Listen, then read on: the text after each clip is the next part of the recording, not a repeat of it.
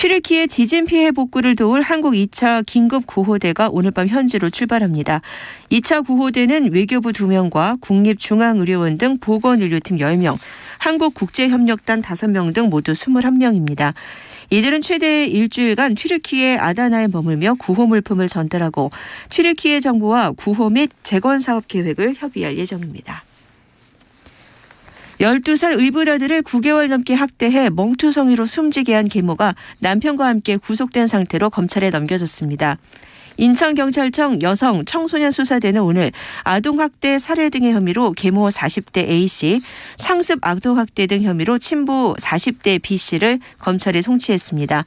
A씨는 지난해 5월부터 9개월간 의붓아들을 반복적으로 학대해 살해한 혐의를 받고 있습니다. 코로나19 신규 확진자 수가 감소세를 이어가면서 10,000대로 집계됐습니다.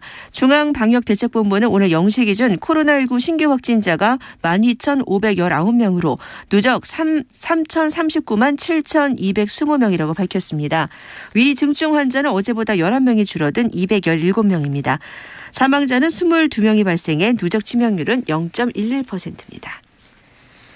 세계에서 가장 오래된 금속 활자 인쇄본으로 프랑스 국립도서관이 소장하고 있는 직지 심체 요절이 반세기 만에 일반에 공개됩니다. 프랑스 국립도서관은 홈페이지를 통해 오는 4월 12일부터 약 석 달간 한국의 직지를 공개한다고 밝혔습니다. 이번 전시는 인류 역사상 위대한 사건 중 하나로 꼽히는 인쇄 기술 발명이 오늘날까지 미치는 영향과 그 의미를 되새기기 위해 기획됐다고 프랑스 국립도서관 측은 설명했습니다. 국가보훈처를 국가보훈부로 격상하고 외교부 산하에 재외동포청을 신설하는 내용의 정부 조직 개편안이 국회 상임위원회를 통과했습니다. 국회 행정안전위원회는 오늘 이 같은 내용을 담은 정부조직법 개정안을 의결했습니다.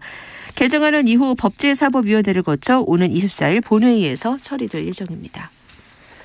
우크라이나는 현지 시각 15일 수도 키이우 상공에서 러시아가 군사적 목적으로 띄운 것으로 추정되는 풍선 6개를 발견해 격추했다고 밝혔습니다.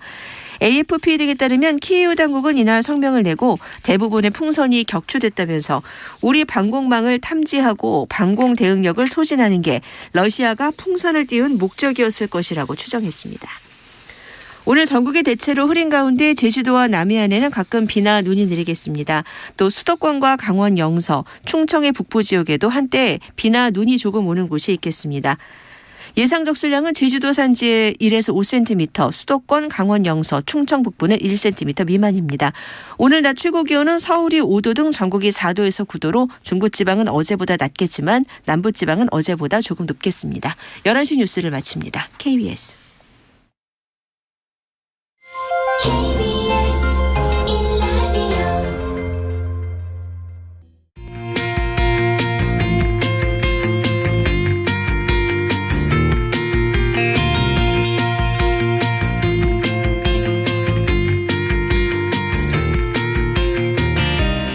정용실의 뉴스 브런치.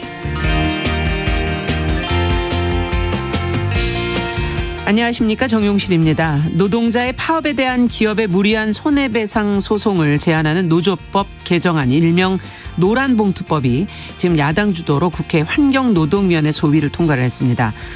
여당과 이 경제단체들은 지금 크게 반발을 하고 있는데요. 여야 노사 간의 견해차를 보이는 이 법안의 쟁점과 처리 과정 저희가 뉴스픽에서 좀 자세히 들여다보겠습니다. 네, 튀르키예 지진 피해 현장에 세계 각국이 구조대, 구조견을 파견하고 있죠. 이곳에서 우리나라의 구조견들도 크게 활약을 하고 있다고 하는데요.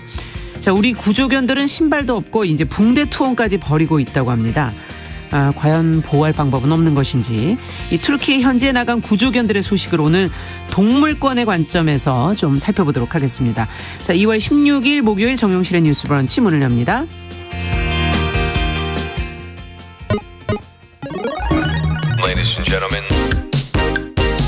새로운 시각으로 세상을 봅니다. 정용실의 뉴스 브런치 뉴스픽. 네, 정용실의 뉴스 브런치 오늘도 많은 분들이 유튜브 콩 앱으로 들어와 주셨네요. 콩에서는 KBS 1라디오 채널 화면에 캠코더 모양 버튼 누르시면 언제든지 보이는 라디오 이용하실 수 있습니다. 자, 뭐 댓글은 저희가 실시간으로 또 계속 반영해드리겠습니다. 뉴스픽 먼저 열어보죠. 신보라 국민의힘 전 의원 어서 오십시오. 네, 안녕하세요. 네, 조성실 정치하는 엄마들 전 대표 어서 오십시오. 네, 반갑습니다. 오늘 앞서 말씀드린 첫 번째 주제는 일명 노란 봉투법. 어제 국회 환노위 이제 법안 소위를 통과했다는 말씀을 드렸는데 원안을 보강한 이 민주당의 수정안. 원안의 내용과 어떤 부분이 또 변화가 된 것인지 먼저 좀 조 대표님께서 간단히 좀 정리를 해 주시겠어요? 네, 많은 분들께서 관심을 가지고 계시는 노란봉투법이 이제 현재 소위를 통과한 상황입니다. 네. 그런데 앞으로도 좀 난관이 예상되어 있는데요. 가장 중요한 쟁점 중에 하나는 이제 사용자의 개념을 어디까지 쓸 것인가였는데요. 이제까지 보통 이렇게 뭐 불법 파업으로 규정되면 손해배상 청구를 당한 경우에 많은 이 파업의 이유가 원청과의 대화를 요구한다거나 그렇죠. 등등의 요건일 때가 많았거든요. 그런데 현재 우리 법은 사용자의 범위를 이제 본인에게 직접적으로 법적으로 규정하고 있는 근로 범위 내에 있는 사람과 사용자로만 규정을 하고 있습니다. 네. 그런데 실질적으로는 원청으로부터 직접적인 지시를 받고 일하는 경우가 많기 때문에 이번에 쟁점으로는 사용자의 개념을 실질적 지배력 하에 있는 노동자의 경우에는 이제 노동자와 뭐 원청 하청의 개념이라고 하더라도 네. 이것에 대해서 해당할 수 있도록 이제 규정을 했고요. 그리고 노동쟁의 범위를 기존에는 노동의 근로 조건을 결정하는 것, 즉 임금이라든지 이런 그렇죠. 부분에 대한 인상의 경우에만 합법으로 규정이 되어서 뭐 단체로 해고를 당한다든지 이런 경우에 파업을 할 때는 불법적 요인이 됐거든요. 네. 근데 이제 그래서 그런 부분에 불법 파업이냐, 대한 네, 합법 맞습니다. 파업이냐. 확대했고요. 그리고 무엇보다 신원보증인에 대한 손해배상 책임을 면제하는 안을 이제 포함하고 있습니다. 네, 기존에 이건 무슨 얘기죠? 네.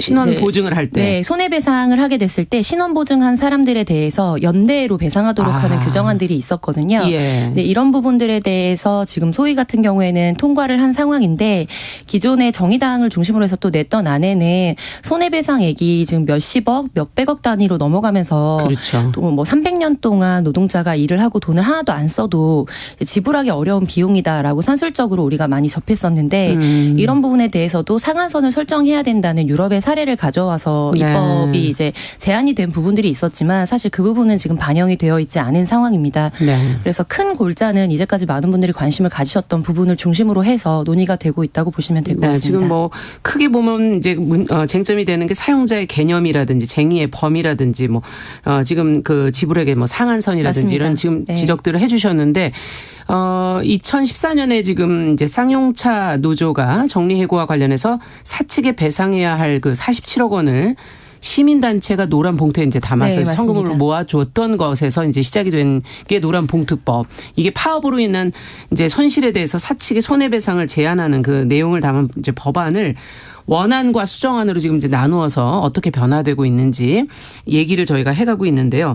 근데 이거는 이제 잘 합의를 해서 이야기를 가져가면 될 텐데 지금 회의장 안에 고성이 난무하고 뭐 왜 이렇게까지 견해차가 심각한 겁니까? 우선은 당연히 환노위는 노사의 문제를 좀 근본적으로 다루고 있고 항상 좀 예민하죠. 그렇죠. 네. 회사 안에서는 노조와 이제 사측이라고 하는 늘 양대 축이 있기 때문에 예. 환노위에 특히 이제 노동 관련한 법안들은 늘 그렇게 이해 충돌이 많은 법안들이 많아서 그렇죠. 주로 이제 협상도 하고 타협도 해 가면서 실은 절충안을 모색해 오는 경우가 많습니다. 그래서 네. 저도 20대 국회 때 이제 환노위에서 있었지만 사실 소위에서까지 이제 소위가 있고 그 소위를 통과를 하면 이제 전체회의를 가는 거잖아요. 네. 근데 소위까지 이렇게 다수결로 처리한 적이 실은 20대 국회는 단 한 번도 없었어요. 환노위에서. 왜냐? 예. 20대 국회 때는 특히 뭐 주 52시간제랄지 그렇죠. 김용균법이랄지 예. 이런 법들이 사실 굉장히 이견도 많이 있었고 국민의힘이나 민주당 내에서도 입장차가 컸고. 좀 많이 갈리고 노사도 입장차가 많이 예. 갈린 거였지만 사실 주 52시간 같은 경우에도 뭐 19대 국회 때도 논의를 했었고 20대 국회 때도 사실 10번 넘게 회의를 계속 하면서 절충안을 마련을 해서 노동소위에서도 결국 다수결이랄지 그런 걸 하지 않고 합의 통과를 했었거든요. 그게 바람직한 거군요. 그렇죠. 근데 네. 이번 그 노동관계법 이 법안도 사실 그런 절충이 필요한 사안입니다. 왜냐하면 어느 한쪽의 혜택을 과도하게 몰아주는 방식이 결국 그 뒷감당의 책임 문제가 또 불거지기 때문에 네. 사실 그걸 잘 조율해서 해결해 나가는 게 중요하고 예. 이 법에 있어서도 정부가 얼마만큼 또 수용해서 집행해 갈 수 있는 건 있을 거냐는 수용력도 굉장히 중요하기 때문에 네. 그래서 조율이 필요한 건데 이렇게 소위에서까지 다수결을 처리하는 방식은 그렇게 바람직하지 않았다. 그렇기 때문에 예. 사실 국민의힘에서도 어떻게 이걸 일방적으로 처리하느냐. 이거는 뭐 여러 가지 법들의 연계관계도 있기 때문에 이걸 그냥 한쪽에 일방적으로 통과시킬 문제는 아니다. 이런 입장에서 실은 고성도 오갔던 것이다. 이렇게 보이고요. 그러네요. 이런 처리 방식이 그렇게 적합해 보이진 않아 보입니다. 네, 어떻게 보세요? 조 대표님께서는. 네. 이제 많이들 아시는 상임위 구조가 있고요. 네. 상임위에서 소위가 나눠져 있습니다. 그래서 법안을 뭐 국토교통 같은 경우에는 국토를 전담하는 소위, 교통을 전담하는 소위, 지금 여기 황노위 같은 경우도 환경, 뭐 노동 이렇게 해서 그렇죠. 소위에서 다루는데 네. 기본적으로 관례상 이제 합의제로 운영이 되는 것은 사실입니다. 비공개 합의제로 운영을 되는 것이 국회 관례에 속하고 예를 들면 유치원 3법이라고 불렸던 법안 같은 경우에는 국민들의 폭발적인 관심으로 인해서 전체 소위위원들의 동의 속에 네. 이제 전체 이거를 실시간으로 중계를 하면서 소위를 진행을 했습니다. 국민 여론이 갈 때는 또 이렇게 할 때가 있다는 그런데 거군요. 거의 역사상 유례 없었던 것으로 알고 있고요.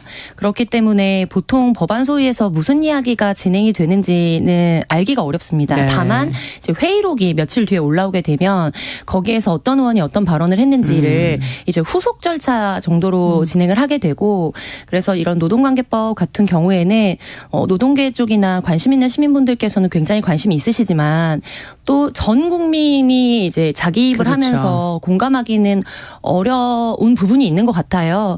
이제 그러다 보니까 계속해서 큰 갈등을 좀 이루다가 네. 결과적으로 이제 표결을 하는 방식을 선택을 했고 그 과정상의 고성이 오가 상황이고요. 네. 전체 회의는 사실 이제 국민의힘이 안건조정위원회라는 것을 신청을 한 상황이기 때문에 네. 시간이 조금 더 소요는 되겠지만 전체 회의는 사실상 전체 구성으로 봤을 때 무난하게 통과가 될 것으로 전망이 되고 그렇군요. 다만 이제 그렇게 됐을 때 이제 체계 작구라고 해서 법의 전체 체계라든지 작구나 이런 부분에 문제가 없는지를 심사하는 법안 이제 심사 과정이 또 있거든요. 네. 상임위를 또 거쳐야 됩니다. 근데 이제 거기가 이제 위원장이 김도우 법사위원장 으로 지금 현재 맡고 그렇죠. 있기 때문에 네. 거기에서 조금 진통이 더 있을 것으로 보이고 다만 거기서 또 일정 기간을 계류하게 됐을 때는 또 표결에 의해서 본회의로 상정을 할 수가 있거든요.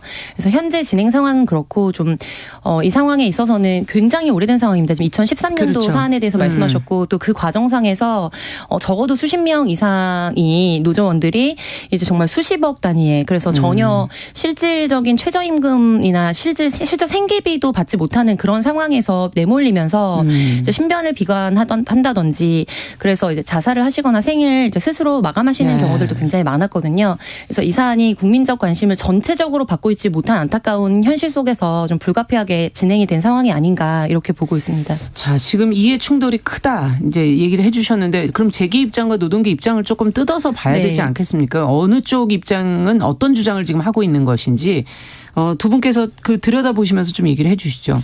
그러니까 저는 지금 이게 일방적으로 이제 민주당과 이제 정의당이 이제 협업을 해서 통과를 시켰는데 네. 사실 여러 좀 쟁점들이 있어요. 왜냐하면 실제 노조의 이제 사업장 점거 농성은 엄연 이제 불법 영역인데 네. 이제 노란봉투법 같은 경우는 지금 이번에 지금 통과시킨 안은 이제 폭력이나 파괴 행위만 없는 시위라면 네. 사업장 점거도 용인이 되고 또 몇 주 몇 달 이렇게 아예 점거를 해서 이제 운용 자체를 할 수 없는 뭐 공장은 아예 돌아가지를 못하고 예. 뭐 기업은 아예 운영이 불가능한 이렇게 돼서 손실이 발생을 해도 그에 대한 민사상의 손해배상을 요구할 수 없게 되어 있는 구조이거든요.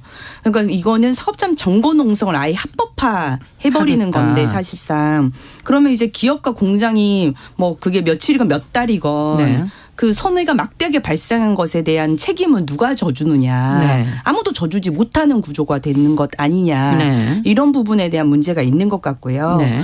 특히나 이제 사업장을 아예 폐쇄하는 방식의 그런 점거 농성을 법적으로 합법화해주는 나라가 없어요. 예.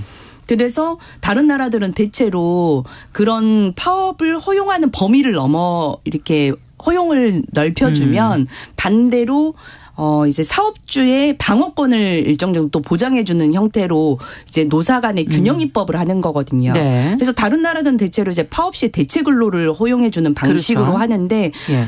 지금은 우리나라는 그런 조항에 대한 도입은 아예 논의조차 하지 않으려고 해요. 그러니까 이게 노사 간의 어떤 불균형에 대한 문제에 대한 고려가 필요하다는 부분과 네. 어제 이제 그 통과가 되면서 이미자 그 국민의힘 간사 의원이 이런 얘기를 했었는데 이게 노동관계법 조정안 이 법 안에 보면 사업주에 대한 규정을 이제 바꾸어 가는 건데 그러면 사업주와 어떤 근로자의 관계를 이 법안에서 규정을 하는 것들이 여타 다른 근로기준법이랄지 다른 법령에도 다 영향을 미쳐요. 그런 영향에 대한 고려 없이 어떻게 일방적으로 이 법안만 통과시켰느냐. 그게 이제 민법에도 영향을 주고 그렇겠죠. 네, 근로기준법이나 뭐 산안법이나 이제 관련한 법에도 다 사용자 근로자 간의 어떤 정의와 개념 규정이 있기 때문에 그런 거 영향을 줄 수 있는 것도 종합적으로 고려해야 된다. 이런 쟁점들이 있기 때문에 이걸 그냥 일방향에서 통과시킬 사안은 아니었다라고 보이고요. 예.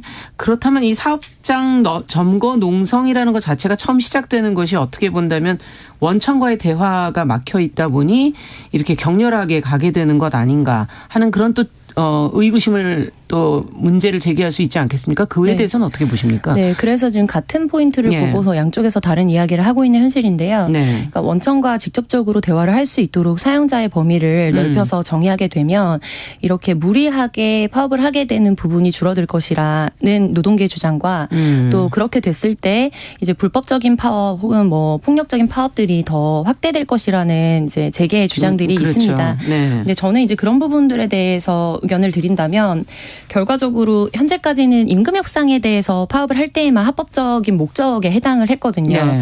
임금 협상을 위해서 파업에 참여하면 그래도 살 만큼 먹고 살 만큼 임금 급여를 받고 있는데 본인만 귀족 노조로 살아남기 위해서 파업을 한다고 욕하고 그리고 실질적으로 원청과 대화를 못해서 점거를 하게 되면은 이런 거는 불법이기 때문에 몇백억의 손해배상을 이제 물고 그리고 주변에도 일파만파 그 영향이나 부작용을 미치게 되고 그리고 말씀하신 여러 가지 이제 그런 균형 있는 입법이 지금 이루어지지 않고 있다고 지적하셨는데.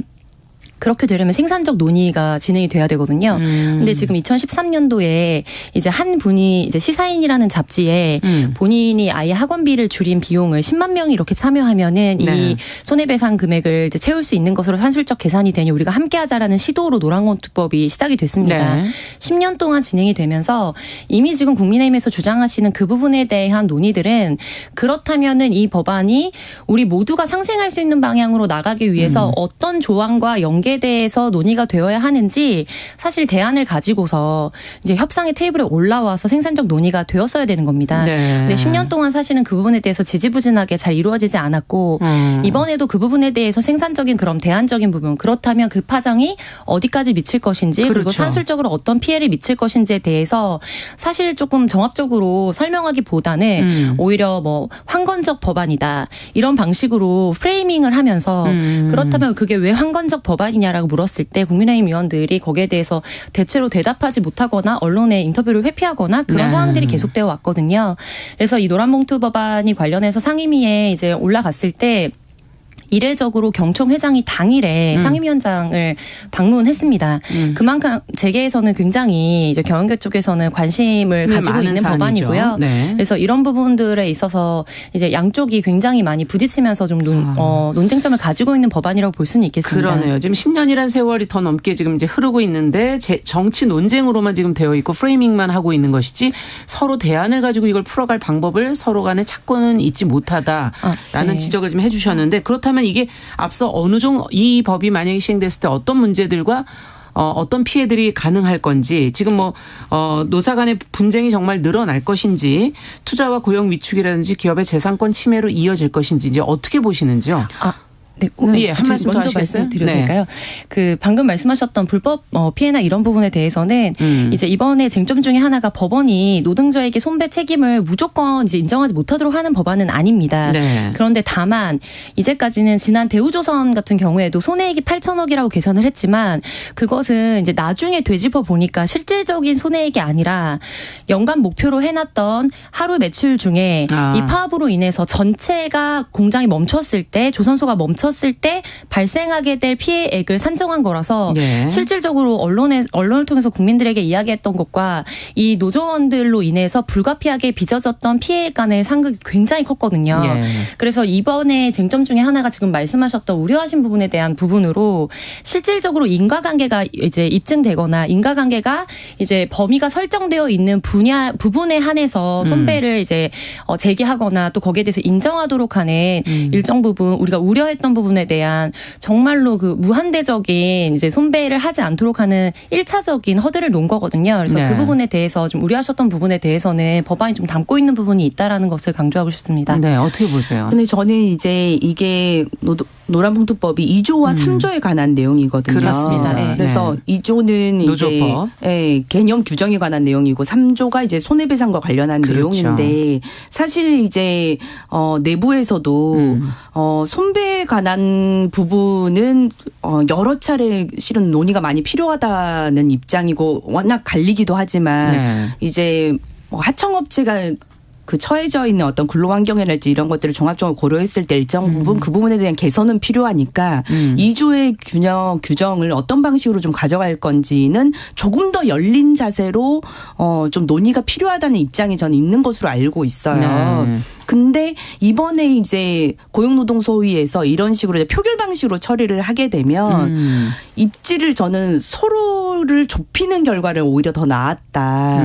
두 조항 중에 한 조항이라도 조금 더 개선할 수 있는 여지를 저는 오히려 표결로서 원천적으로 국민의힘 입장에서는 이제 원칙론으로 갈 수밖에 없는 환경을 민주당도 만든 것 아니냐. 타협할 수 있는 네, 여지가 왜냐하면 없다. 2014년에 이런 노란봉투와 관련된 이제 있었고, 네. 근데 문재인 정부에서도 충분히 할 수 있었던 사안이잖아요. 어떻게 보면 이 법안이 그간 논의가 안 됐던 그러네요. 것도 아니고, 네. 그런데 노동계에 훨씬 더 가깝다는 그 정부에서도 전혀 논의하지 않았던 사안을 이번에 윤석열 정부에 들어와서 입법을 하고 그걸 이렇게 강제적인 방식으로 이렇게 하게 되면 소통의 여지라는 게 아예 없어지거든요. 그렇게 되면 사실 지금 뭐 여러 변수들이 앞으로 있겠지만 전체회의도 있고 본회의도 있고요. 근데 정부도 지금 고용노동부 장관이 한국노총 이제 출신이에요. 네. 상대적으로 노동계의 입장을 그래도 많이 배려하고 이해한다는 장관조차도 이 법안에 대해서는 조금 더 검토를 해볼 필요성이 있겠다는 입장인데 저는 이런 방식으로 서로의 입장을 좀 더 좁혀가는 방식의 타협안을 중재를 해서 나오는 게 아니라 네. 일방적으로 이런 방식으로 하게 된다면 결국 정부 입장에서도 거부권을 행사하지 않을 수가 없을 것 같다라는 생각이 들거든요. 네. 그러면 이제 거부를 하게 되면 어떻게 되는 3분의 2 겁니까? 이상의 동의를 얻어야만 또 통과를 할 수 있어요. 그것도 통과 가능하지 않나요? 3분의 2 이상은 따져봐야 합니까? 왜냐하면 3분의 2 이상의 의석을 갖고 있지는 않아요. 다수결이 넘는 정의당과 네, 같이 다 지금 합치더라도 네. 쉽지는 않아 보입니다. 쉽지는 네, 않습니까? 그러면 이거는 논의를 아니한만 못하는 상황으로 아. 지금 치닫게 만드는 거다. 네. 어떻게 해야 될까요, 대체? 지금 오랜 시간 끌었던 것도 문제이고 또 어쨌든 해결을 해야 되지 않습니까? 이 법안이 지금 올라와 있는 상태에서 어떻게 하는 것이 바람직하다고 생각하시는지 끝으로 한 말씀씩 들어야 되겠네요. 네, 국회의 협치가 좀 실종되어 있는 것은 사실인 것 같고요. 네. 네, 사실 노란봉투법뿐만 아니라 다른 법안들에 있어서도 사실 이제 공식적인 회의에서 진행이 되는 것보다 훨씬 더 많은 것이 수면 아래에 각 이제 원내대표들이라든지 그렇죠. 또 간에 뭐 이게 어떤 부분에선 안 좋게 보일 수도 있지만 이른바 호영호재하면서 또 지내왔던 부분들이 너무 남성 중심적이고 학벌 위주적이고 하는 부분들도 있었습니다만 그 본질 중에 하나는 결과적으로 각 당의 차이가 있음에도 불구하고 좀 허심탄회하게 서로의 어떤 이해관계나 네. 자신이 대표하고 있는 사람들에 대한 어떤 것들을 이야기하면서 한 걸음씩 가운데 지점으로 만나는 것이 국회 역할 중에 하나이기도 그렇죠. 하거든요. 네. 근데 이제 그런 부분에 있어서 현재 국회가 문제를 해결해 나가고 있는 방식이 좀 우려스러운 부분도 있는 것은 사실입니다. 네. 근데 다만 저는 지금 그 부분에 있어서는 대우조선 이제 파업이나 이런 부분에서 우리가 봤던 것처럼 지난 문재인 정부 때 해내지 못한 게 저도 애석하고 굉장히 안타깝게 생각하고요. 그 부분에 대해서 민주당도 책임이 있다고 보지만 네. 이번 정부에 들어서면서 노동을 바라보는 관점 자체가 훨씬 더 어떻게 보면 과격하고 또 이제 현대의 그런 사회국가적인 사회복지적이고 사회국가적인 이제 그런 부분에 우리 헌법이 이제 담보하고 있는 부분에 대해서조차도 예.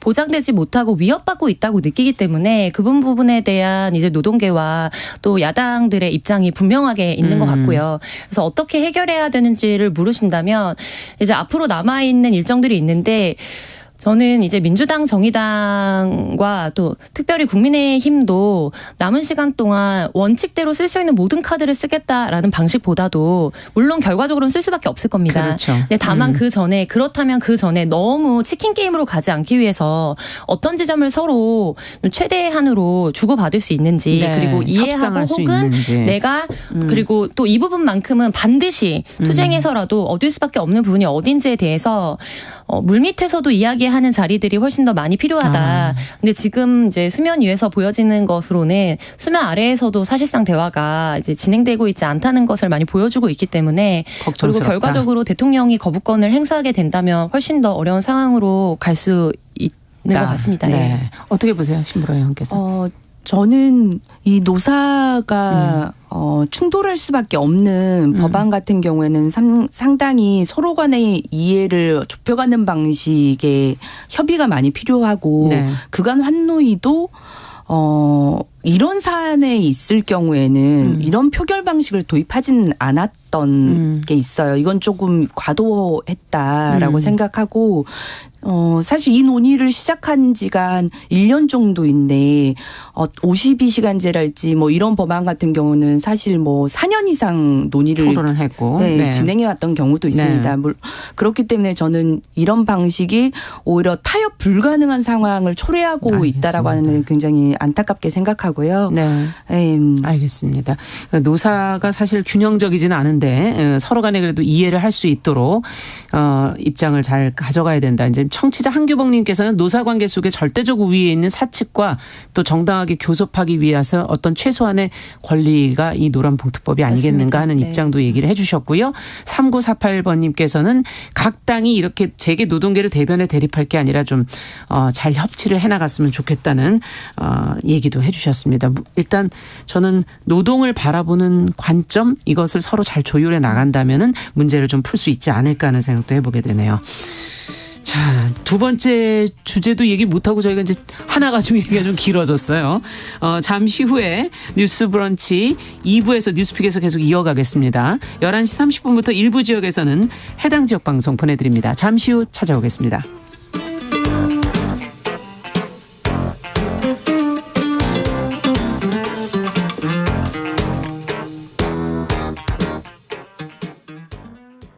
지금 시각은 11시 30분입니다. KBS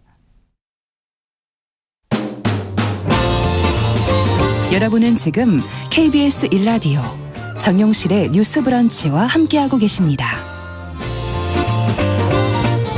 네, 뉴스픽 첫 번째 노란봉투법 두 분과 함께 얘기가 좀 저희가 길어져서 두 번째 뉴스로 이제 가보겠습니다. 최근에 이제 정신질환자 응급 입원 시스템을 개선해야 한다는 지금 목소리가 커지고 있는데 환자 사망 사건이 있었다 그래요. 어떤 일이었는지 먼저 좀 정리를 해주시겠어요, 신보라 의원께서? 네, 지난 14일 밤 일어난 사망 사건인데요. 용인시의 어떤 아파트에서 층간소음 신고를 받고 경찰이 출동했더니 자택에서 정신질환자 A 씨가 소란을 피우고 있어서 응급 입원이 이제 필요하다고 보고 경찰이 지구대로 환자를 먼저 이송한 다음에 병원을 이제 알아보고 나서 그 40분 뒤에 의정부 의료원, 그러니까 용인에서는 꽤 거리가 있죠. 예. 1시간 정도의 거리가 되는 곳인데 의정부 의료원이 가능하다는 걸 접하고 병원 이송을 시작을 하게 됐는데요. 그 구급차 안에서 심정지를 겪다가 이제 1시간 이내 이제 사망을 하게 된 겁니다. 그러다 보니까 경찰이 응급 입원을 결정하고 예. 병원을 알아보고 또 먼 곳으로 이송하는 이 시간의 문제들이 굉장히 좀 심각한 것 아니냐. 이게 응급이냐 이런 네. 얘기가 지금 지적이 나올 수 맞습니다. 있는 거군요. 네. 그러면은 어떻게 돼 있는 겁니까? 지금 정신질환자 응급 응원 입원 네. 시스템 현재는 어떻게 돼 있는 거죠? 그러니까 정신건강보건법 50조에 따르면은 예. 이런 정신질환자로 추정이 돼서 응급 입원이 필요하다는 판단이 되면 네. 과거에는 이제 보호 의무자가 입원을 시키거나 아니면 시나 이런 행정 입원이 가능했었는데 그것이 아니라 경찰도 개입을 할 수 있게끔 이제 법이 개정이 됐고요. 그래서 예. 경찰도 응급 입원이 필요하다고 생각을 하면 즉시 이제 응급 조치로 병원 이송을 할 수 있게끔 네. 되어 있는 거예요. 근데 이제 문제는 이 신고 출동을 해서 경찰이 이제 응급 입원이 필요하다고 판단이 되면 네. 병원 이송까지 해야 되는데 그 병원 입원 병상을 알아보는 게 너무 힘들어서 그게 1시간 2시간이 걸리기가 일쑤고 가까운 곳에서의 입원도 잘 되지 않아서 이제 뭐 1시간 거리, 2시간 거리로 그 이유는 뭘까요? 우선 시스템의 부재 문제도 있는 것 같고요. 예. 그러니까 응급 병상을 알아볼 수 있는 시스템에서 예. 정신질환자 입원이 가능한 병원들, 병상들. 병상을 알아보기가 쉽지가 않은 구조와 그 병상 자체가 적은 수가 작은 문제도 있는 같이 겁니다. 있군요. 그래서 이런 네. 문제를 좀 빨리 개선을 해야 되지 않느냐라고 하는 여러 지적들이 거론이 되고 있습니다. 네. 자, 그렇다면 어떻게 해야 될까요? 두 분께서 이 문제 들여다보시면서 어떻게? 네, 이거는 생각하셨어요? 사실은 보건복지부 시스템 하나를 바꾸면은 남아있는 뭐 폐쇄병동이라든지 정신 이제 질환자에 대한 응급 입원 시설이 가능한 거를 검색할 수 있도록 하는 개선은 금방 될 수 있는 부분이라고 생각하고요. 행정 의지의 문제일 수 있고 네. 다만 이제 개수 수가 모자라는 거는 진료 수가라든지 입원 수가라든지 이런 차이 때문에 점점 이제 병원들이 이제 정신 질환자에 대한 입원 병동 수를 줄이는 문제들과도 연결이 되어 있습니다. 그래서 이 부분에 대해서는 뭐 전체적으로 우리 의료보험 수가가 이제 과목별로 계속해서 인상이 돼야 된다는 논의들이 있고 또 네. 이런 부분은 국가 재정하고도 국고하고도 사실 연결이 되어 있는 그렇죠. 부분이거든요. 네. 이 부분에 대해서는 조금 더 시간이 필요해 보이고요. 그리고 또 덧붙여서 마지막으로 조기 발견이 굉장히 중요하고 전 세계적인 국제적인 추세가 조기 발견, 조기 치료라서 정신질환의 문제를 말씀하시는 아주 겁니까? 극단의 예. 문제까지 가기 전에 이 조기 발견을 해서 지역사회 내에서 조기에 치료할 수 있도록 하는 시스템을 만들어야 되는데 이건 공공보건 의료의 영역입니다. 그래서 근데 이 부분에 대해서 우리가 재정 지원이라든지 시스템 구축이 되어 있지 않습니다.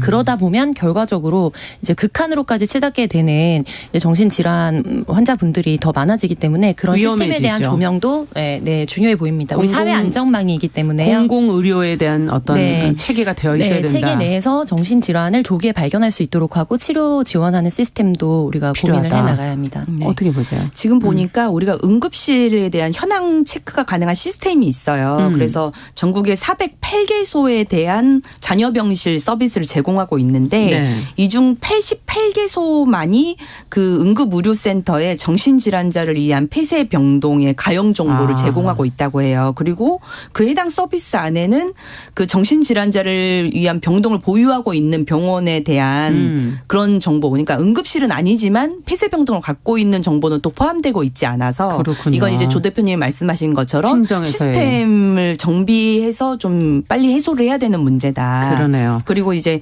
권역별 정신응급의료센터도 지금 지정을 좀 이제 보건복지부가 하고 있는데 네. 그런 것들을 이제 인프라랄지 이런 것도 좀 확충을 하면서 이 문제를 해결해야 되지 않을까라는 네. 생각이 듭니다. 코로나 상황을 겪고 나니까 이 응급 행정 시스템이 굉장히 네, 중요하다는 걸 저희가 맞습니다. 다시 한번 느끼게 네, 됐고 맞아요. 응급 행정 시스템 전반적인 문제도 좀 있지 네. 않을까 유기적 싶어서 연결의 문제도. 그 부분도 한 말씀씩 해주시고 마무리해 주시죠. 네, 결과적으로 이게 시스템 간의 연동성의 문제도 굉장히 중요해 보이는데요. 네. 우리가 새로운 어떤 질환이 닥쳤을 때 그 질환에 대해서 구축이 안 돼 있다라는 논의를 할 때가 되게 많습니다.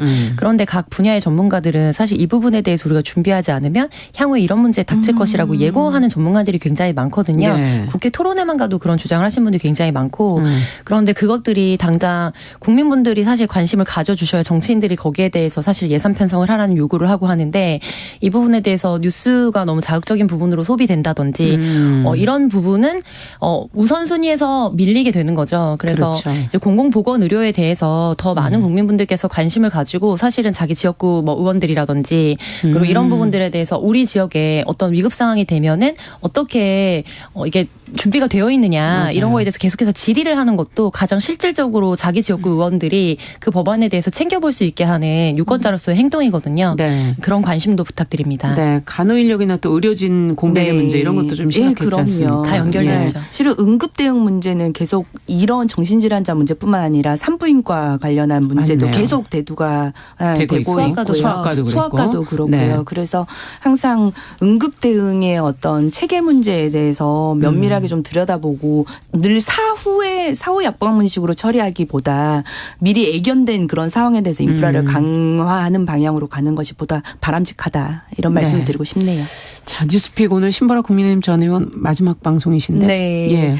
저도 지금 이 방송을 1년 한 6개월이 넘게 그래도 함께 해왔었는데요. 프로그램에 대한 애정도 많이 있고 늘 우리 사회가 잘 들여다보지 못한 이슈를 또 알려드릴 수 있게 돼서 굉장히 행복한 마음이었는데 아무쪼록 프로그램도 계속 잘 되시길 바라고요. 네. 저도 또 다음 기회에 또 인사할 일 있으면 또 인사드리겠습니다. 감사합니다. 활발한 활동 또 해주시기 네. 바랍니다. 자, 뉴스픽 조성실 정치하는 엄마들 전 대표, 신보라 국민의힘 전 의원 두 분과 함께했습니다. 감사합니다. 감사합니다. 감사합니다. 남성의 입장에서 여성의 입장을 이해하는 그래서 사실 이 역지사지의 태도가 한국 사회로 지금 필요한 것이 아닌가.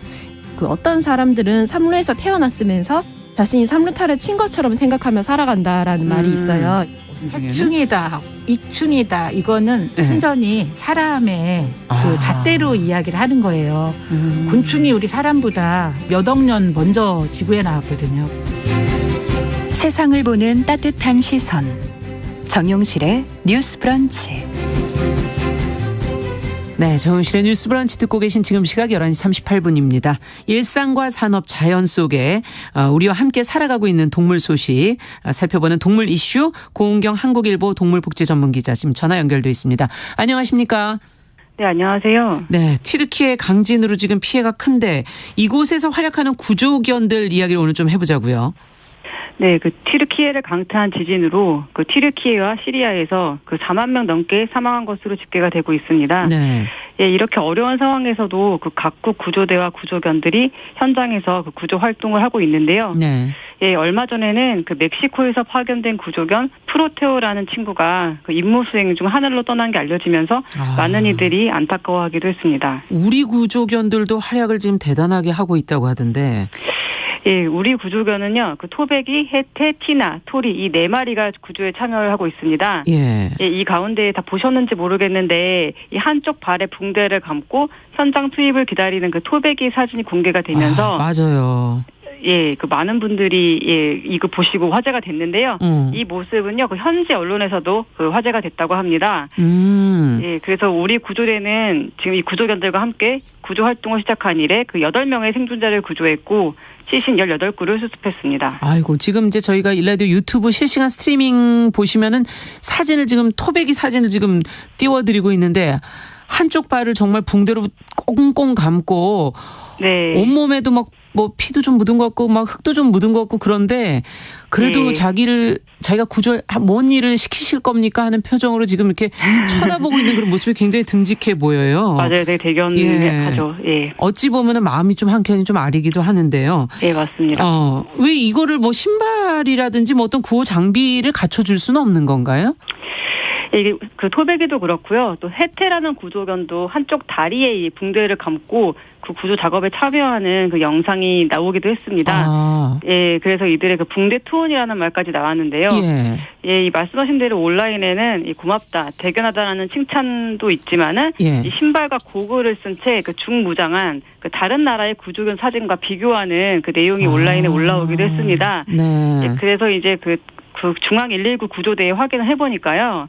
이 재난 현장의 피해 정도나 상황에 따라서 장비를 착용을 시킬 수는 있다. 근데 이게 아무래도 오히려 수색 활동에 방해가 될 수도 있고 또 이게 장비가 걸려서 피해로 이어지는 위험이 있어가지고 지금은 착용하지 않고 있다고 합니다. 그리고 또 이게 이제 그 상처가 너무 큰 게 아니기 때문에 일단은 이제 붕대를 감고 투입을 했다. 이제 그런 얘기도 있었습니다. 이야, 정말 이 토백이가 근데 이번에 마지막 지금 해외 임무가 될 수도 있다고 그러는데 이 지진 속에서 정말 숨어 있는 제대로 된 영웅이 아닌가 이런 생각도 들기도 하고요. 아, 예, 맞습니다. 예, 알고 보니까 이 토백이는 그 완전 베테랑이라고 하는데요. 2020년 그 소방청 119 구조본부 소속 전국 그 35마리 베테랑 구조견 가운데요. 이 최고 인명 구조견, 이 톱도그에도 뽑혔다고 합니다. 그렇군요. 예, 2019년부터 그 지난해까지 무려 140번이나 현장에 투입됐다고 하고요. 왜 이렇게 잘하나 보니까 그 부침성, 그러니까 사람을 좋아하고 또 침착함이 있다고 합니다. 예, 그래서 올해 이제 나이 6살인데요. 구조견은 보통 8살이 되면 은퇴를 하기 때문에 그 이번이 마지막 해외 임무가 될 수 있다. 이제 이런 얘기가 나오고 있습니다. 예, 그래서 이제 이 구조대원들도 구조견들도 지금 무사히 임무를 마치고 돌아오기를 바랍니다. 네, 정말 무사히 임무를 마치고 돌아와서 또 은퇴로 또 다른 삶을 또 살 수 있으면 좋겠다 이런 생각도 드는데요. 자, 다음 뉴스는 그러면 어떤 얘기를 좀 해볼까요, 이번에는? 예, 그 예전부터 행해오던 그 소싸움 아는 분들 많이 계실 겁니다. 네. 예, 그런데 이 소싸움이 이제 동물학대이기 때문에 중단되어야 한다는 주장이 제기되고 있습니다. 그 녹색당과 동물단체들이 최근 기자회견을 열고서 이를 주장했는데요. 어떤 근거로 지금 소싸움을 동물학대다 이렇게 지금 주장을 하는 건지 근거도 좀 들어볼까요? 예, 그 동물보호법 제8조를 보면요. 도박, 오락, 유흥의 목적으로 동물에게 상해를 입히는 행위는 학대로 보고 금지하고 있습니다. 그런데 왜 금속싸움이 가능하냐 하면은 민속 경기 등 농림축산식품부령으로 정하는 경우는 제외한다는 예외 조항이 있어서입니다. 그러니까 이제 소싸움은 민속 경기니까 제외가 되는 겁니다. 근데 이 그 훈련 내용을 보면은 뿔갈기, 시멘트로 채워진 펫타이어 끌기와 같은 그 학대에 가까운 훈련이 있고 또 뭐 심지어 동물성 보양식을 먹이면서 이 싸움소를 육성하기 때문에 이제 그 동물 단체와 녹색당은 명백한 동물 학대라는 거고요. 그래서 이 동물보호법에서 소싸움 예외 조항을 삭제해달라고 얘기하고 있습니다. 아, 법을 고쳐달라 지금 그런 얘기인데 원래 초식동물이라서 이제 동물성 보양식 먹으면 안 된다 이런 거죠. 안 되죠. 그리고 훈련도 앞서 얘기한 뭐 폐타이어 끌기라든지 뿔갈기 이런 게 이제 동물 학대다. 근데 이게 지금 민속 경기 이렇게 보는 거는 지역 경제에 도움이 된다 이렇게 보는 거 아닌가요? 현지에서는?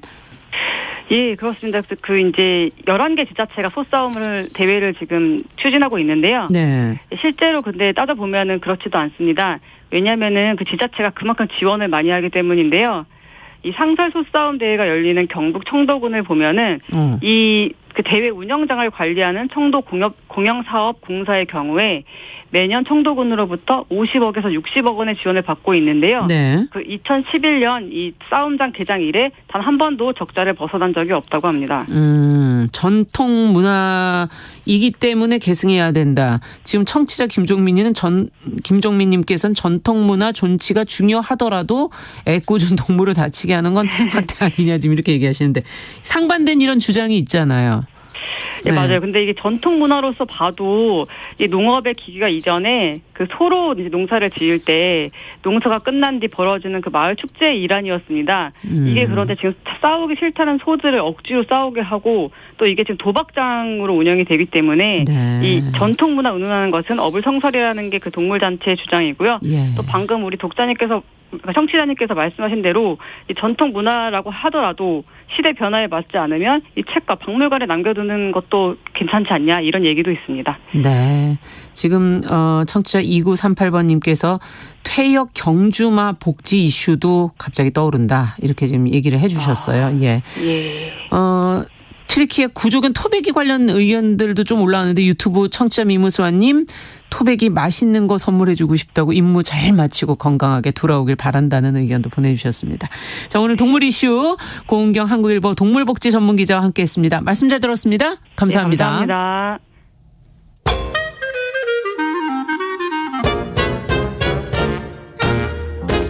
모두가 행복한 미래 정용실의 뉴스 브런치.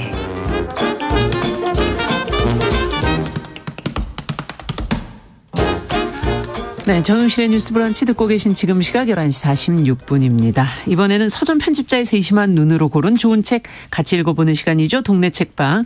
오늘은 책방 연희 구선아 대표 자리해 주셨어요. 어서 오세요. 네, 안녕하세요. 네, 어떤 책을 갖고 오셨어요? 네, 오늘은 그 돈과 관련된 책을 가지고 와봤는데요. 처음인데요? 네, 처음입니다. 그 살아가는데 중요한 것들이 있잖아요. 뭐 누군가는 뭐 사랑, 가족, 친구, 뭐 사람마다 조금씩 다르긴 할 텐데 네. 그 중에서 중요한 것 하나가 또 돈일 것 같습니다. 그래서 오늘 준비한 책은 우리 시대 직업인 13인이 돈과 일에 관해 쓴 에세이 돈과 나와 일이란 책입니다. 네. 그 돈을 벌기 위해선 일을 해야 하잖아요. 그럼요. 하지만 돈 때문에 내 일과 삶에 대한 애정을 잃을 수도 없어서 또 힘들어합니다. 그래서 네. 우리는 끊임없이 왜 돈을 버는가, 벌어야 하는가, 돈은 삶의 목적인가, 수단인가 질문을 하고 있습니다. 그래서 이 책에서는 그 배우 김희성, 소설가 김중혁, 유튜버 이연, 여행 유튜버이자 크리에이터인 이원지, 시인 오은 등 13인이 좀 다양한 부문에서 활발히 활동하고 있는 이 13인의 이야기를 담은 책입니다. 네. 저도 여기에 책방 운영자로서 한 꼭지의 글을 함께 실었습니다. 네. 네. 뭐 돈의 시대에 돈을 어떻게 바라볼 거냐에 대한 얘기는 뭐 한 번쯤은 생각해 볼 문제인 것 같은데 네. 일과 돈이라는 것 뭐 연결이 돼 있죠. 네. 네. 이게 진짜 메비우스의 띠처럼 돌아가는 것 같아요. 그래서 돈은 중요하지만 스스로가 만족하는 삶이 더 중요하다라는 생각이 들었다가 그런 삶을 만들기 위해서는 또 돈이 있어야 한다. 네. 돈을 벌어야 한다라는 생각이 들고 근데 돈을 위해서 내 일과 꿈은 포기할 수 없다. 이런 생각이 연결고리처럼 계속 이어지는 것 같습니다. 그러네요. 네. 하지만 이 돈이 없으면 꿈을 이룰 수 없고 원하는 삶을 살 수 없다라고 이야기하시는 분들도 많고, 하지만 그 일의 의미를 잃으면 안 된다라는 약간 다른 의견들을 가지신 분들도 있는데요. 돈과 일 혹은 일과 꿈 그 사이를 오가면서 삶의 순간순간 선택을 하고 결정을 하고 삶 자체를 만들어 간다는 생각이 듭니다. 네. 네. 자, 요즘에 정말 뭐 지금은 좀 그래도 덜해졌지만 네. 한동안 이제 뭐 경기가 좋았을 때는 네. 투자책, 재테크 책만 많이 팔리더라고요. 네, 맞습니다. 반대로 이제 어떨 때 보면 돈보다는 꿈을 쫓아라는 책도 간간히 있기는 네. 한데 책을 보면은 이 책 안에서는 어떤 게 더 중요하다고 지금 얘기를 하고 있는 건가요? 아, 네. 이 책은 둘 다, 그러니까 두 쪽의 한쪽으로 의견이 모아진 건 아닌데요. 그런가요? 네. 근데 지금 이 책에는 배우나 뭐 디자이너, 창작자, 시인 등 창작자들이 많이 들어가 있습니다. 그렇죠. 근데 많은 사람이 예전에는 예술가는 돈보다 예술이 먼저라고 생각을 했는데요. 맞아요. 지금은 그런 시대는 좀 지난 것 같습니다. 네. 그래서 돈은 중요하다라는 솔직한 고백이 들어있다고 할 수 있는데요. 그 많은 영화와 드라마에 출연한 배우 김희성은 네. 솔직히 말해서 돈을 많이 받고 싶다라고 이 책에서 말했습니다. 그래서 그가 이렇게 말한 데는 돈을 많이 받을수록 자신이 해야 하는 프로젝트의 수는 줄고 한 프로젝트에 노력과 시간을 더 쏟을 수 있기 때문에 그 프로젝트의 질이나 결과가 더 좋아질 것이고 그렇죠. 그만큼 본인 일에 대한 본인의 만족도도 커지기 때문이라고 했습니다. 아, 굉장히 구체적으로 자기가 왜 필요한지를 적은 거군요. 네. 네. 그리고 또 소설가 김중혁 역시 네. 돈이 중요하지 않다는 건 새빨간 거짓말이었다라고 고백을 했는데요. 자신이 돈에 의연한 척 했던 때는 그렇게 얘기하고 다녀야만 본인이 다치지 않을 수 있었기 때문이다라는 고백도 했습니다. 예. 그래서 여러 뭐 셰프 레이먼 킴이나 저도 그렇고요. 돈의 어떤 의미라던가 필요성에 대해서 그리고 돈에 대한 태도에 대해서도 이 책에 담겨 있습니다. 저희가 이제 동네 책방에서 이제 그 독립서점 운영하시는 분들 나오셔서 얘기를 해주시고 책도 골라주시는데 네. 돈 버는 거는 좀 크게 관련 없는 것처럼 얘기를 그동안 해오셨는데 네. 돈을 많이 버시나요? 네, 많이는 아니지만 돈은 벌고 있는데요. 네. 그 책방은 이익을 추구하는 사업장이지만 아무래도 책이나 책 문화라는 공공적 가치 때문에 약간 그런 공공의 의미를 가진 공간이라고 생각들 생각하시는 하시죠. 네, 네. 분들이 많으신 것 같아요. 실제로 저도 책방을 운영한다고 하면은 뭐 좋은 일 하시네요. 뭐 돈은 이미 많이 벌어두셨나 봐요. 이런 네. 얘기들을 하세요. 들으시는군요. 네. 근데 아무리 내가 좋아하는 일이라고 하더라도 수익이 나지 않거나 아니면 앞으로 수익이 나지 않는다고 하면은 이걸 계속 지속할 수 있을까? 그런 의문은 듭니다. 그렇죠. 네. 저도 돈이 어느 정도의 불행은 막아주고 어느 정도의 행복은 만들어준다라는 생각을 하고요.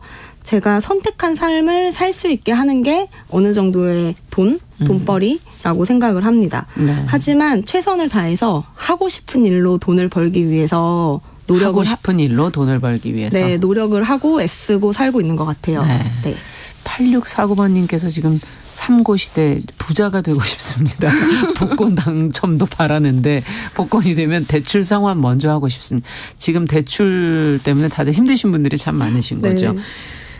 책에 이제 여건이 말을 이렇게 좀 넘기다 보니까 우리 삶에서 돈과 일과 꿈을 조화롭게 배치하기 위한 방법론이다 이렇게 적혀 있어요. 네. 참 이게 가능할까 이런 생각도 들기도 하고. 네. 그래서 이 13인이 본인의 이제까지 경험과 지금 동시의 경험을 좀 풀어내는 책인데요. 예. 돈과 나와 일 사이에서 어떻게 균형 있게 살고 있는지 그리고 살아갈 것인지 살고 싶은지 이런 이야기들을 담고 있습니다. 그래서 어떻게 보면 돈의 효과적인 사용법, 돈 쓰는 방법, 그리고 뭐 돈과 일 사이에서의 균형, 관계, 그리고 태도에 대한 이야기들도 책에 담겨 있습니다. 네. 네. 뭐 좀 구체적으로 더 얘기를 해주신다면요. 네. 책 내용 중에 일부를 보면 유튜버이자 그림 에세이 작가인 이연은 저희 프로그램에도 한번 출연해 주셨었는데. 네. 예. 돈은 뛰어난 사람이 아니라 살아남은 사람이 번다. 라고 말하고 있어요. 이건 또 무슨 얘기죠? 그래서 책에서는 예술가로 살아남기에 대해서 이야기를 합니다. 어느 정도 예술가로서 버티고 어느 위치에 살아남으면 돈은 자연스럽게 같이 벌 수 있다라는 의미로 해석이 되고요. 그리고 크리에이터 이원지는 돈을 쓰는 행위는 곧 나의 가치를 올리는 투자와 다르지 않다라고 이야기를 합니다. 그래서 본인이 돈을 쓰면서 소비하는 무엇이 본인의 취향이 되고 본인의 차별화된 컨텐츠가 된다라는 이야기도 하고 있습니다. 네. 투자가 되는 거다. 이건 소비가. 네. 자, 그러면은 이제 13명의 작가가 지금 글을 썼는데 네. 어떤 글에서 우리가 또 통찰을 좀 찾아볼 수 있을까요? 그거 좀 뽑아주신다면 정리해서. 저도 한두 명을 꼽기 어려울 정도로 공감할 만한 내용들이 많았는데요. 여기에 있는 남형석 기자의 글을 보면은 네. 아마 많은 분들이 공감하실 거예요. 기자라는 이제 의무와 생활인으로서 돈을 벌어야 하는 그 가운데에서 겪는 갈등을 이야기합니다. 결코 돈이 최우선 가치가 되는 생은 살지 않아야지. 어떤 중요한 판단을 할 때 돈보다 중요한 기준은 최소 한 가지씩은 둬야지 하는 결심도 밝히고 있습니다. 예. 그래서 이 글을 보면서 저는 돈보다 중요한 한 가지를 생각한다면 어쩌면 저는 기분이라고도 생각이 들더라고요. 기분? 네. 기분은 어떤 일에 대해서 생기는 마음의 상태를 말하잖아요. 네. 즐거움, 유쾌함일 수도 있고 저는 일을 통해서 얻는 성취감, 뿌듯함 이런 기분이 어떤 일을 선택을 하고 돈을 버는데 중요한 요소가 되지 않을까. 돈도 생각이 이것 때문이다. 네. 결국은 네. 뭐 즐거움, 뭐 유쾌함, 어떤 만족감, 그렇죠. 성취감일 수도 있고요. 뭐 이런 감정이 더 중요하다. 네. 네. 조금 더 얘기를 해주세요. 네, 그리고 또 한 명을 소개한다면 앞서서 그 이원지 크리에이터와 조금 같은 결인데요. 네. 케이체라는 사진가는 기업들이 손해 볼지도 모를 일에 돈을 쓰는 건 투자라고 하면서 왜 우리 인생에 쓰는 돈은 낭비라고 하는지 질문을 던집니다. 그러네요. 그렇죠. 예. 저희도 저희 개인에게 투자를 하는 거죠. 네. 유학을 가지 않아도 영어 공부를 할 수가 있고 피아니스트를 꿈꾸지 않아도 피아노를 배울 수 있잖아요. 그럼요. 작가가 꿈이 아니더라도 글쓰기를 배울 수도 있고요. 그래서 그런 본인에게 하는 소비를 투자라고 생각해 보면 어떨까 이야기를 기업이 하고 투자하듯이 있고요. 내 자신한테 그렇죠. 네. 투자하는 거다. 네. 저도 되게 공감을 했습니다. 저도 이전에 직장을 다닐 때 네. 저에게 쓴 돈들 뭐 책을 사거나 공연을 보거나 전시를 보는데 돈 쓰는 것을 아까워하지 않았는데 네. 지금 생각해 보면 그게 자산이 된 것 같아요. 네. 글 쓰시는데. 네. 그렇게 생각해 보니까 정말 맞네요. 쓸 건 써야겠다는 생각도 들면서 책 소개 저희가 하다 보니까 구선아 대표가 오늘이 이제 마지막 시간이시거든요. 네, 맞습니다. 네. 좀 소감을 끝으로 좀 들어본다면. 네. 지난해 9월부터 지금 2월까지 한 6개월 네, 함께 한 것 같아요. 그래서 9권의 책을 소개해 드렸는데요. 그중 한 권이라도 공감이 가거나 읽고 싶은 책을 청취자분들이 만나셨길 바라고요.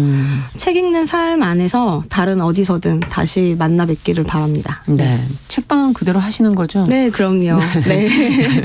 자, 책방 연희 구선아 대표와 함께한 동네 책방. 오늘은 13분의 작가가 함께 쓴 요즘에 관심들이 많으신 돈과 일, 그리고 나 자신에 대한 책, 돈과 나와 일에 관한 이야기 같이 읽어봤습니다. 말씀 잘 들었습니다. 감사합니다. 네, 감사합니다. 정용실의 뉴스 브런치 2월 16일 목요일 순서도 여기서 같이 인사드리겠습니다. 저는 내일 오전 11시 5분에 어김없이 다시 오겠습니다. 안녕히 계십시오.